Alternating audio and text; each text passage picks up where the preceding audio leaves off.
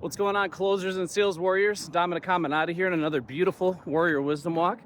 As you can see here in Madison, Wisconsin, the scenery has changed a bit. We got a little winter wonderland going on. Got just over a foot of snow recently, and we got another 4 inches of snow coming tonight.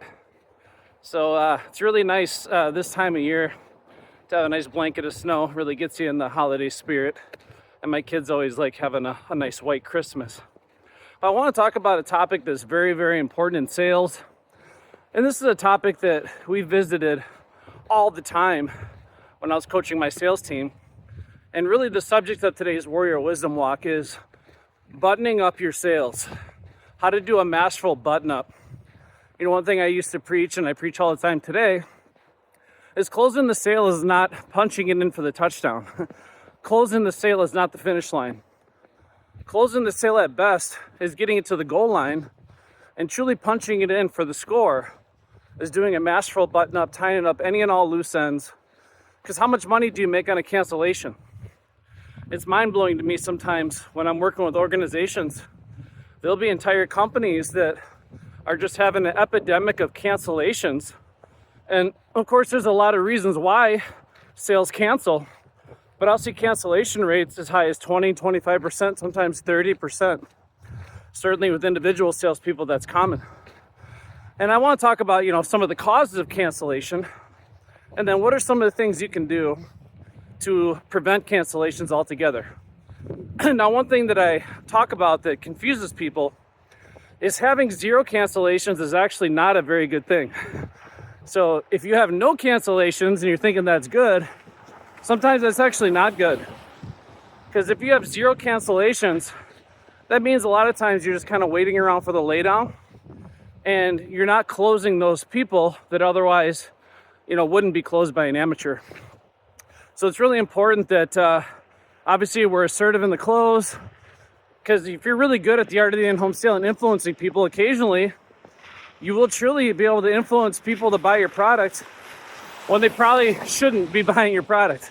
So having some cancellations is healthy, but we don't condone having a high cancellation rate. So what would I define as a healthy cancellation rate? Under 10% as a business is the target. Of course, I would say all-star level would be under 5% company-wide. So if you can achieve a cancellation rate under 10% as a business, under 10% as a business, that's healthy. Under 5% is all-star. Now, I've had individual salespeople that literally have had a 71% closing rate and only a 4% cancellation.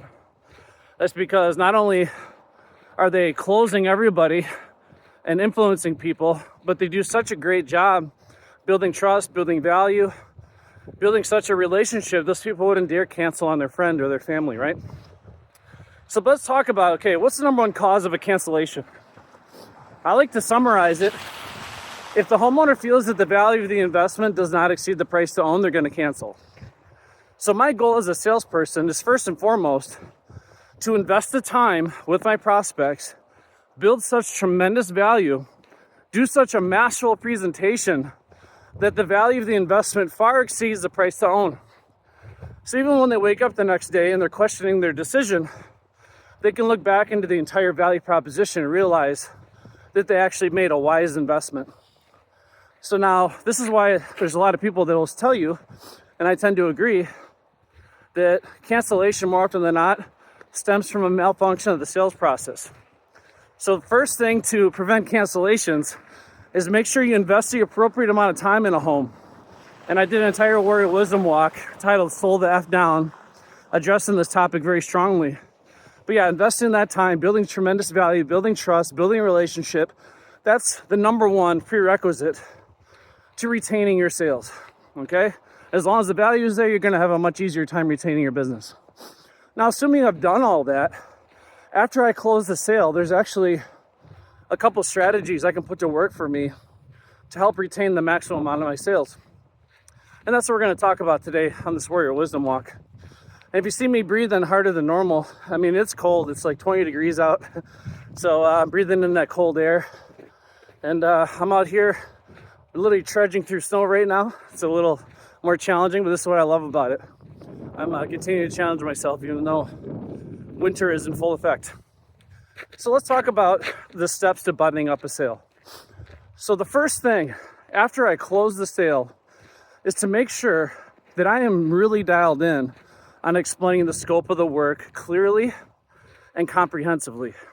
One reason why people cancel is because they're not 100% certain and crystal clear on what they bought. So we've had that all the time throughout my career between my salespeople and companies I consult with, where deals are canceling from salespeople because it's like they get the signature in the line that's dotted, they get the close, and it's like, how quickly can I get the hell out of here? And the salesperson abruptly leaves the home, and they didn't take the time to really slow down and explain exactly what's going on. So like when I used to sell windows, after I would close the sale, get all the paperwork filled out, I would go line by line through the agreement and then even get the prospect up on their feet. And we would do a walk around to each opening, and I would explain line by line, step by step, exactly what is on the agreement, exactly what they designed, confirm that that's still in fact what they wanted, and make sure I didn't miss anything. So I'd occasionally be doing these walkarounds, and I'd realize that I missed a window, or I missed a full screen where they wanted it, or a certain color inside and out. So those little things can make all the difference. So make sure I'm really dialed in and comprehensive. Make sure I have clean paperwork, of course, ideally in 2025 and beyond 2026. Hopefully you're not still doing things on paper, but if you are, just slow down. Make sure your handwriting's legible. Make sure it's really clean. And if you're doing things digitally, make sure you really comb through the scope of work, the agreement, line by line, so that homeowner is laser focused, crystal clear on exactly what they're getting. Now, I'm a firm believer, even if you do things digitally, on having a very professional leave behind packet that you can leave with your customer. Because this is one of those things they can reference the next day to continue to reinforce the decision. And if you want to take it a step further, what a lot of my salespeople used to do, especially when they're designing things like bathrooms and kitchens, is used to have one of those portable Bluetooth printers. So after they would leave the house, the homeowner was left with a nice folder with the company business card, the brochures. It had a print off of exactly what they designed they can mount on their fridge, and any warranty information you have. And I'll talk about some other things you want to leave in that folder as well. And then we also had a one-page PDF that we left with all of our customers, one-page document rather, we printed off. And it had all the contact information for all the core leadership in our company. So if they want to get a hold of the call center, if they want to get a hold of customer service, the production team, the sales team, whatever it is, whatever the homeowner needs, they always know they have a direct line of communication to the source, so they can get assistance throughout the entire step of the project, the entire stage of the project. So again, going through the scope of work, make sure I have a nice leave behind packet so they always know where to find everything. Now, one thing that a lot of salespeople like to cover up, and I don't think it's really good business practice, is the fact that the prospect has 3 business days by law to cancel the agreement. So I think it's really important that not only we are forthcoming about this, but we explain it in such a manner. We actually utilize that 3-day right of rescission as a means to build more trust and reinforce that prospect's commitment so they don't cancel. So what do most salespeople do? They take the 3-day right of rescission, they put it in an envelope, seal the envelope, and put it in the back of the paperwork where the customer can't see it. So that's not being forthcoming. That's not being a person of integrity. I think every homeowner deserves the right to know that they have 3 business days by law to cancel. So we actually have a strategy that we train our salespeople on how to explain that to each customer, and it was required. It's actually mandatory, because legally they have that right. So legally I should feel that it's my duty and obligation to educate homeowners on that. So here's how we explain that. So assuming I got all the paperwork filled out, they're really excited. I printed off the finished product, the design. We post it up on their fridge. One of the last things I have the homeowner go through is the 3-day right of rescission. So I explain to the homeowners this way. Say, John and Mary, one of the last documents I need to cover with you is what's called your 3-day right of rescission. Some people notice is a 3-day notice to cancel. And this is something that you always have the right to do anytime you're working with someone like us in your home. And I used to like to think of this as like the Kirby vacuum law. You know, some people used to get high pressure into buying these vacuums. And people used to sign the agreements just to get the salesperson the heck out of the house, right? So they started incorporating these laws in each state throughout the United States, so people had the means to get out of those agreements if for any reason they were pressured into it. So I want to explain this very thoroughly to you so you know exactly what this means and that you know your rights, but I want to ask you a really important question first. And this is a question you're not going to hear from probably any other salesperson in your life, but are you sure you want to do this? Are you sure you want to do this, John and Mary? So I asked that question and they always appear really shocked and dumbfounded. They're like, what? And a lot of times when you ask them that question, they'll start digging their heels in more and they'll actually start selling it back. So it's like taking it away, they actually want it more. But here's one thing I just want to explain. Okay, so a lot of salespeople say that they don't want to cover the notice of cancellation because they feel like if they do, it could cause the deal to cancel. So here's the truth of the matter. If the sale's going to cancel, it's going to cancel. And it's not because of the notice of cancellation. It's because the value doesn't exceed the price, okay? The malfunction in the sales process. Now, if you have a customer that's going to cancel, you tell me, would you rather handle that face-to-face right now at the kitchen table? Or would you want to handle that the next day over the phone? In which situation are you going to have the highest probability of overcoming that? So, of course, all negotiation is better face-to-face. So that's why it's important that we do bring this to the forefront. And as you'll see in the script that I'm about to go over, we actually use it as a reason not to cancel, okay? So, of course, I ask, are they sure they want to do this? And they say, oh, yeah, absolutely, Dominic. We've been thinking about this for a long time. You did such a great job. We feel really comfortable. But, yeah, absolutely want to do this. So, John and Mary, that means the world to me because there is something that I am required legally to explain to you, that you do have the 3 business days by law to cancel the agreement. That's totally your right. Now, John and Mary, let me ask you a question. When people do sign up for home improvement projects in their home, and the next day they decide they want to cancel the agreement, more often than not, what do you think those customers or those homeowners might be feeling? What do you think they might be feeling, John and Mary? Might be feeling uncomfortable, or even worse, high pressure, right? Now, the number one thing I get paid to do for my company is to make sure that all of my customers, everyone we meet, is completely comfortable with me personally. And I'm really happy that you felt I did a great job representing my company. They feel secure, trusting our company to get this work done for you in a professional manner. And you feel completely comfortable with the products, services, and solutions that we offer. And of course, that you feel completely comfortable with the affordability of the project, right? And you understand the number one reason why someone would cancel is just like you said, Jan and Mary, they're not comfortable with the investment they made. Now, as you can imagine, because my number one job description is making sure homeowners are comfortable, that is a direct correlation on my performance. It's directly tied into my ability to do my job at a professional manner. And our company gives us extensive training to make sure we can educate our customers so they can make informed decisions, right?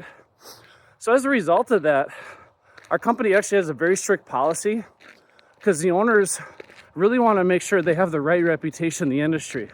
Because as we discussed, John and Mary, this industry is full of very corrupt, very shady contractors that take advantage of people. And they're people of high integrity. So one thing they wouldn't tolerate is a sales rep going around high pressuring people into things they don't want to do and making people uncomfortable. That's not the image they want to have in the industry. So as a result, I'm only allowed 2 cancellations per quarter. And if I get more than that, it could literally put my job on the line. And obviously, I love you guys. I really enjoyed my time here. And of course, I want to earn your business more than anything.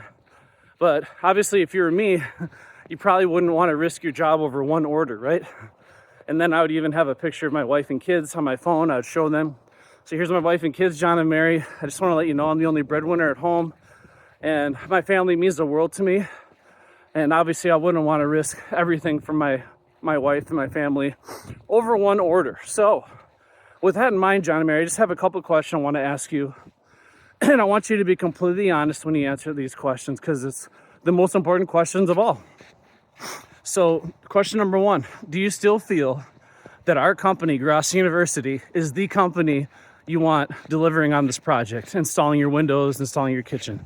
Do you still feel that we're the company for the job? I appreciate that, John and Mary. That means the world to me.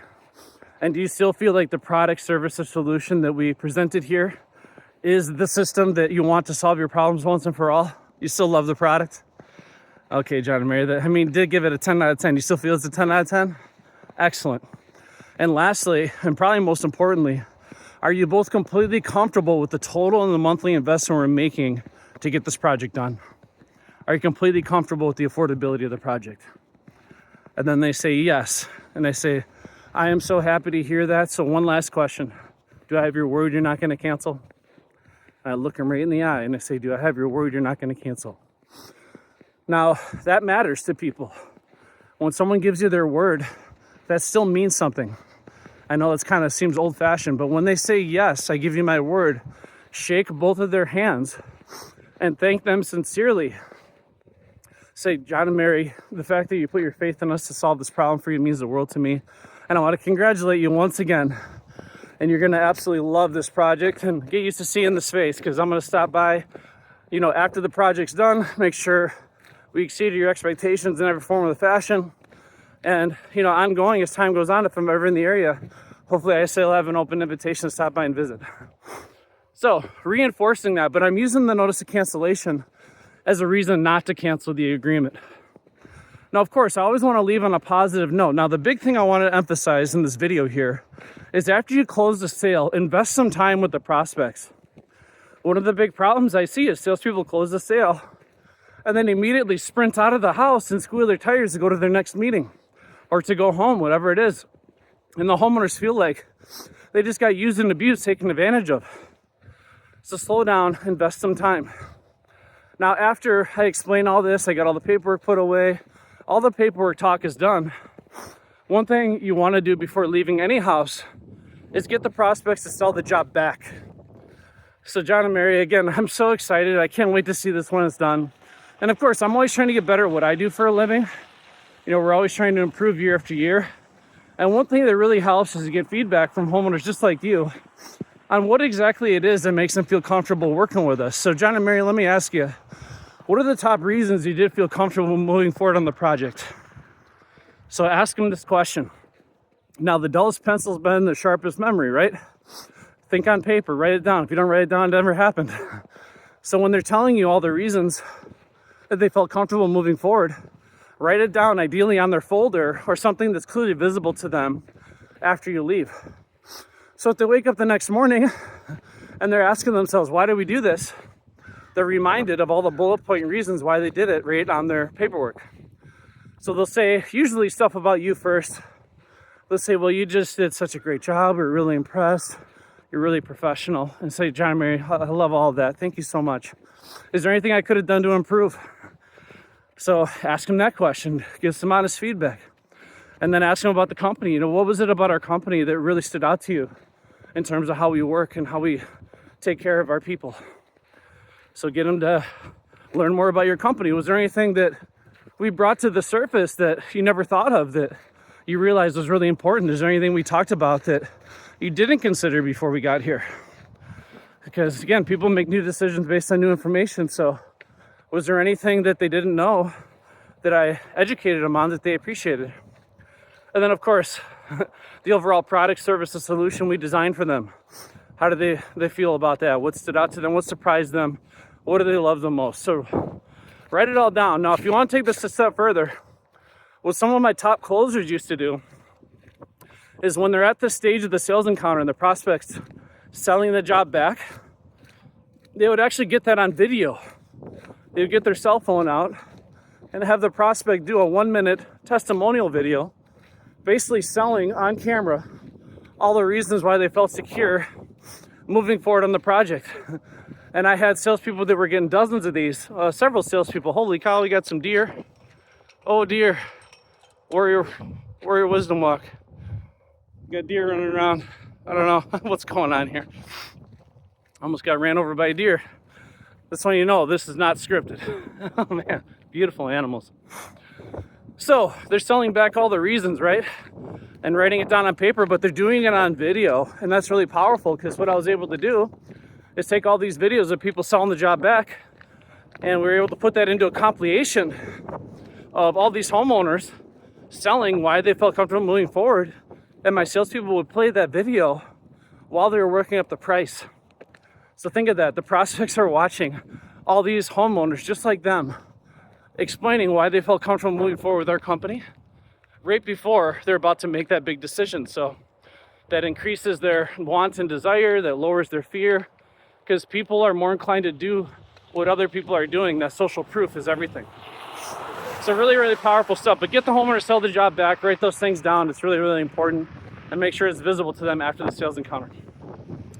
So after they sell the job back, one thing I like explaining to the customers is the following. So John and Mary, I understand that when you make a big decision like this, we covered a lot of ground here today.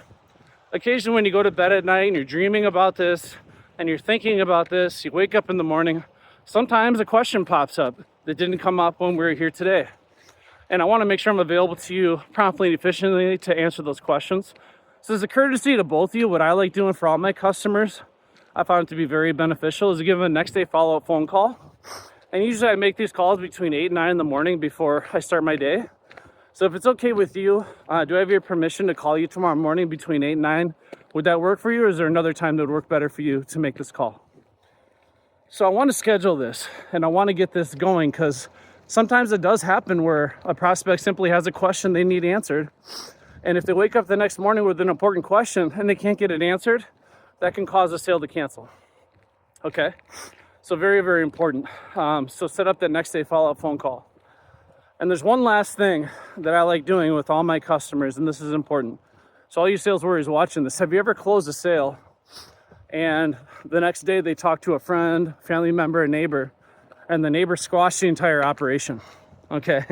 So they basically talked them out of doing business with your company.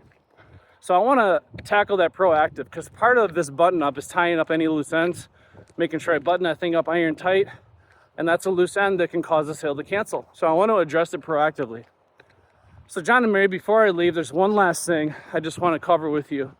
And the first question I have is, after going through everything we've discussed here, do you feel personally that the value of the investment far exceeds the price to own? Do you feel like you're getting tremendous value for your hard-earned money? That means the world to me, right? So hearing that from you guys, that's exactly why we work the way we do. That's exactly what our company stands for. Now, let me ask you a question, John and Mary. What if I would have came in here today and I just walked in the door, just introduced myself, and then immediately said, well, John and Mary, that'll be $18,000. And I put the price right in your face. And you had no clue what anything was, who we were, and essentially what goes into a project like this. More than likely, what would have been your reaction? And they'll say something like, well, I'm sure we would just said it's too much money. Exactly right. And that's really important, because as you go about the days, weeks, and months ahead, John and Mary, you're going to be talking to your friends, your family, your neighbors, your coworkers, and you're going to be talking about this project. And we definitely want you spreading the word. Don't keep us a secret. But take a wild guess what every nosy neighbor, family member, neighbor, or relative wants to know. They want to know what? How much, right? This is the first question everyone wants to ask. So if I can ask one favor, this is really, really important. If anyone wants to know more about who we are, how we work, the services and solutions we offer, understand what goes into a project like this, give them my name and number. We'll give you a $100 referral bonus for every single person you send our way. And we'll set up a no obligation in-home estimate to meet with them. We'll treat them like royalty. That way they can appreciate the value of the investment just as you do right now. Can you do that for me? Thank you so much, John and Mary. So just a reminder, I'm going to be giving you a courtesy call tomorrow between 8 and 9 a.m. Make sure you save this number in your phone so you know who it is. And I want to welcome you to the family. Congratulations. So that's an example. Now, how long does all this take? Because again, I'm doing a masterful presentation, investing the time. And I said on the Warrior Wisdom Walk on Timeline in the Home, slow the F down. You should be spending 2.5 hours minimum with every person. This phase of the sales encounter, usually for me, took about 25 minutes, sometimes over a half an hour. So just to cool down with the homeowner, tie up any and all loose ends, spend some time with them. And a lot of this would even be talking about something that's not related to the project. Just continue to build on the rapport, build on the relationship, reinforce the commitment, right? But yeah, do that masterful presentation after you close the sale. Make sure you're very clear on the scope of work. Do a walkthrough with the homeowner line by line. Address any questions, concerns they may have. Make sure everything's 100% spot on. Have a nice leave behind packet that's professional, easy for them to find. Explain that notice of cancellation. Get their commitment. They're not going to cancel. Get a handshake on it, but be forthcoming about it. I find that this had a significant impact on building more trust with each prospect at this stage of the sales encounter. Then get them to sell the job back. If you want to take it a step further, get them on video selling the job back. Really, really powerful stuff. And then of course, the next day, follow-up phone call, the courtesy call, and get them to agree that if anyone has questions, send them over as a referral. They'll get that referral bonus because you don't want another person squashing the operation. And take it a step further, have a Bluetooth printer that you can print off whatever you design for that homeowner so they can keep the excitement and emotion running high in the days to come. So a lot to go into a button up, and of course, Grosso University, we have a lot more extensive training on the subject. If you want to learn more, make sure you contact us. But again, the close is not the finish line. The close at best is getting it to the goal line. If you want to punch it in for the score and truly retain your business, you got to button up your sales, especially towards the end of the year. But this is an all year long discipline. Make sure that you really work hard after you close that sale to tie up those loose ends. Make sure they're completely comfortable and secure. Because again, I'd rather address a hesitant customer face-to-face right now versus trying to do it over the phone the next day. So I hope you found this information beneficial. Make sure you give it a thumbs up, comment, like, and subscribe. Tell me some tips and strategies that you put to work for you to help you retain more sales. Again, I don't claim to have all the answers, but I found that by doing this, you can in fact be a high performance closer with a very minimal cancellation rate. And again, the goal is to keep it around that 5% or less as all-star. So I appreciate your time. Thanks for walking with me today. I was toughing through this. It was definitely cold. But on behalf of Grosso University, yes, you are a closer and a master at buttoning up your sales.